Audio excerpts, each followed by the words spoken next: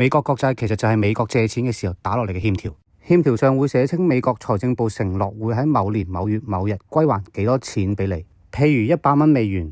並且由而家起每年會俾一定嘅利息你 ，for example 3%。而家日本持有1.2萬億美元嘅美國國債，意思就係佢喺手上邊有一堆咁樣嘅欠條，面值加埋一共會有1.27萬億。而家假如日本唔想要呢啲欠條啦，想換翻一啲現金嚟使，但係又未到約定嘅還款日期，於是佢就需要將呢啲欠條賣俾其他人換成現金。咁可以賣幾多錢呢？咁就要睇市場上其他人願意出幾多錢去買啦。我哋知道物以罕為貴，如果大家都搶住買一樣嘢，佢個價格就會升。反之，如果一下子大量嘅拋售，咁個價格就會跌。所以如果日本大量賣出美國國債，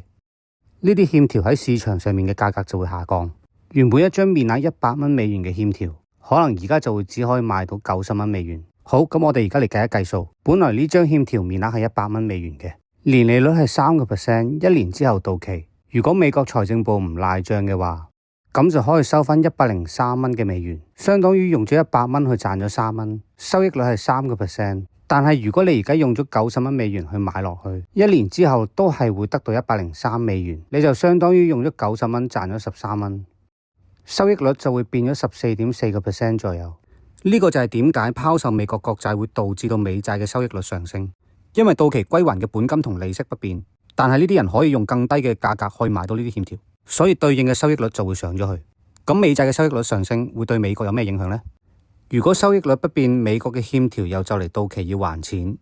美國可以再印一啲新嘅欠條，繼續借錢嚟還舊賬，相當於拆東牆補西牆。但係而家因為市場上嘅美債收益率已經升咗，所以美國新發行嘅債券佢嘅利息都要跟住升。如果唔係就唔會吸引到人買，啲人可以喺市面上買嗰啲收益率更高嘅舊債券。而新欠條嘅利率比舊欠條嘅利率更高，美國每年要付出嘅利息就會更多，財政負擔就會變得更重。所以結論就係大量拋售美國國債嘅話，會導致佢嘅價格下跌，而價格下跌會導致佢嘅收益率上升，